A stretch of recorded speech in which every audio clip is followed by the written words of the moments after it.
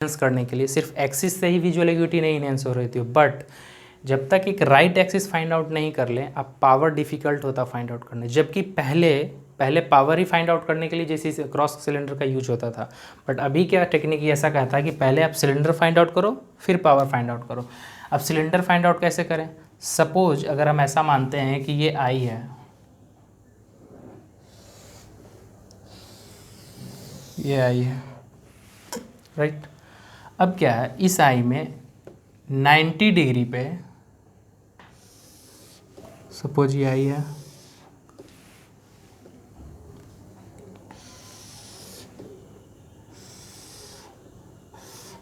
अगर हम देखें तो इसमें 90 डिग्री पे यहाँ पे जो सर्कल ऑफ लीस्ट कन्फ्यूजन है अगेंस्ट द रूल है,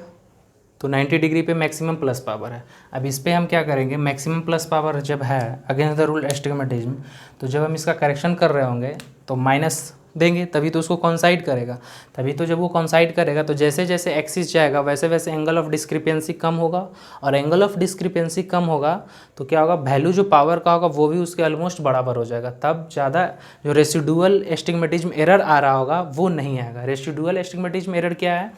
रेसिडुअल एस्टिग्मेटिज्म एरर ये है कि जब हम प्लस पावर इसमें है, क्योंकि हमें पता है कि पावर फाइंड आउट कैसे किया जाता है, वो आगे भी हम डिस्कस कर लेंगे नेक्स्ट चैप्टर में। अगर हम सेम मैग्नीट्यूड का सिलेंडर रखते हैं, सिर्फ एक्सिस अल्टर है थोड़ा, तो एक्सिस फाइंड आउट करने, क्योंकि इसमें तो सिर्फ हम एक्सिस देख रहे हैं, तो एक्सिस फाइंड आउट करने के लिए अगर हम देखते हैं तो +1 D seal against the rule,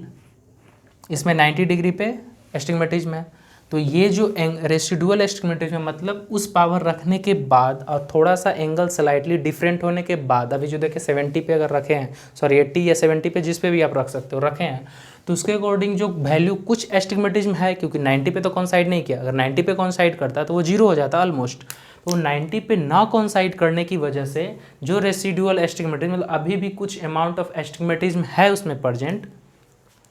वो रेसिडुअल एस्टिग्मेटिज्म फाइंड आउट हम लोग कर रहे होंगे। तो बेसिकली ये क्या है, तो कहीं ना कहीं ये वर्टिकल है तो पता ये हॉरिजेंटल बनाएगी, तो ये फोकी पे फोकस करेगी, ये हॉरिजेंटल बना रही होगी, और ये हॉरिजेंटल है तो ये पीछे जाकर वर्टिकल बना रही होगी। बट ये टोटली वर्टिकल नहीं बना रही, ये ऑब्लिक बना रही है, राइट। और ये कहीं ना कहीं रेटिना के पीछे बना रही होगी। तो जब ये रेटिना के पीछे बना रही होगी तो इसका क्या सेंस है, तो सर्कल ऑफ लीस्ट कन्फ्यूजन, कहीं ना कहीं विजन अभी भी लो है पेशेंट का। और ये क्यों लो है, ये लो होने की ये वजह है कि ये वैल्यू में अभी भी रेसिडुअल एस्टिग्मेटिज्म 10 डिग्री एंगल की स्लाइटली डिफरेंस होने की वजह से। अगर इस पार्ट को हम आई पर देखें सेम ग्राफ को, तो अगर हम इसको कॉन्साइड तो करेंगे जेसीसी से, तो अब क्या है कि सपोज ये आई है और इस वैल्यू को हम ऐसे रिलेट करें,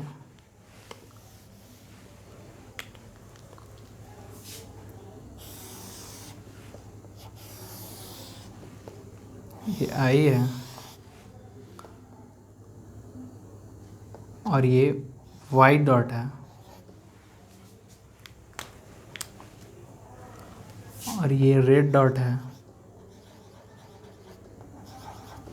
रेड डॉट है, ये जैसे हम पुट कर चुके हैं इसमें। तो अभी का जो सीन इसमें चल रहा है, ये आई का पिपिल है, रिफ्रैक्टिव एरर है। तो इसका सीन अगर हम ऐसे देखें तो कहने का ये मतलब है कि ऑकुलर एस्टिग्मेटिज्म इसमें +1 डी सील 90 पे है, मतलब अगेंस्ट द रूल है। अब हम इस पे माइनस सील रखे हैं, ये 90 पे है तो हम क्या 70 पे रखे हैं, हम क्या 70 पे रखे हैं सेम मैग्नीट्यूड का डी सील, या फिर हम 80 पे रख लें, 80 पे रखें तो 10 डिग्री का डिस्क्रिपेंसी आ रही है। तो इसका रिजल्टेंट एक्सिस कहाँ पे चली जाएगी, 130 के आसपास, 135 के आसपास, क्योंकि वो जो 9 पास्कल के अकॉर्डिंग जो हम फार्मूला निकाले थे कि 90 + a = 2/2, तो अगर 10 रखते हैं तो वो 50 चली आएगी, तो 50 = 120 के आसपास। तो अगर 10 डिग्री का डिफरेंस है तो प्लस एक्सिस का रिजल्टेंट कितना पे आ जाएगी, 120 डिग्री, 120 डिग्री, वो भी अपोजिट डायरेक्शन में। अब ये जो वैल्यू निकल कर आई है, तो अगर इस पोजीशन में है तो सपोज ये हम यहाँ से हटा दें, तो ये फोकस किया है रेटिना के सामने 35 डिग्री पे, सॉरी 30 डिग्री पे। ये 30 डिग्री पे क्यों किया है? क्योंकि इसका प्लस का रिजल्टेंट एक्सिस 125 डिग्री है, इसमें इसके अच्छा 10 डिग्री का डिफरेंस है, सॉरी, तो 120 डिग्री है। और ये क्या है, ये 120 पे मीट किया है क्योंकि इसका माइनस का रिजल्टेंट एक्सिस 30 पे है। तो इसकी वजह से होने से क्या होगा कि अब जब हम जेसीसी इस पे पुट करेंगे, सपोज ये एफओ है, ये सर्कल ऑफ लिस्ट कन्फ्यूजन है, सीएलसी है, और अगर ये 135 डिग्री का, ये 125 डिग्री का जो प्लस का निकला था उस वैल्यू का अगर हम कुछ भी इसको मान लें, अगर इसको एच लिख देते हैं, तो अब जो नेक्स्ट फॉर्मेशन हो रहा होगा वो ऐसा हो रहा होगा। अब जो ये आई है, जैसे ही ये वैल्यू हम रखें प्लस ऊपर वाले पे, इसका मतलब है कि जो माइनस सिलेंडर है, माइनस सिलेंडर ये जो 180 पे है, ये इसके अपोजिट में जाके इसको कॉन्साइड कर रहा होगा, तो वो क्या होगा, सर्कल ऑफ लिस्ट कन्फ्यूजन को कम कर रहा होगा। तो जैसे ही वो सर्कल ऑफ लिस्ट कन्फ्यूजन को कम करेगा तो ये इमेज फॉर्मेशन हो रहा होगा। कहने का मतलब है कि अब ये CLC स्मॉल हो गया। क्यों स्मॉल हो गया? क्योंकि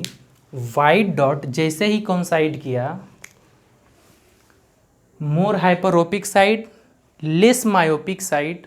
और रेड डॉट जैसे ही इससे मैच किया, मोर मायोपिक साइड और लेस हाइपरोपिक साइड, जिसकी वजह से circle of least confusion small हो गई, तो विजन इम्प्रूव हो गया। अब हम देखेंगे नेक्स्ट, अगर देखें कि अगर इसी चीज़ को हम फ्लिप कर दें, मतलब अगर फ्लिप कर दें इन द सेंस ये आई है, इस वैल्यू को अगर हम यहाँ वाइट कर दें और अगर यहाँ रेड कर दें,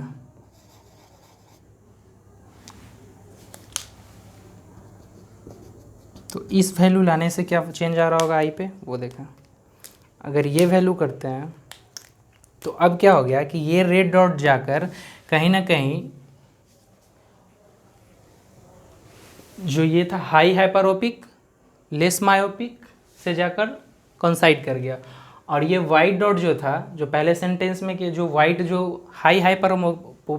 हाइपरोपिक से मैच किया था, ये अभी जाकर हाई मायोपिक से मैच कर गया। तो हाई मायोपिक से मैच करने की वजह से इसका जो ये न्यू वाला वैल्यू है वो अब क्या है, ये टोटली अब चेंज हो गया। अब जिसकी वजह से सर्कल ऑफ लिस्ट कन्फ्यूजन बड़ा हो गया। अगर हम इसको ऐसे देखें तो ये सर्कल ऑफ लिस्ट कन्फ्यूजन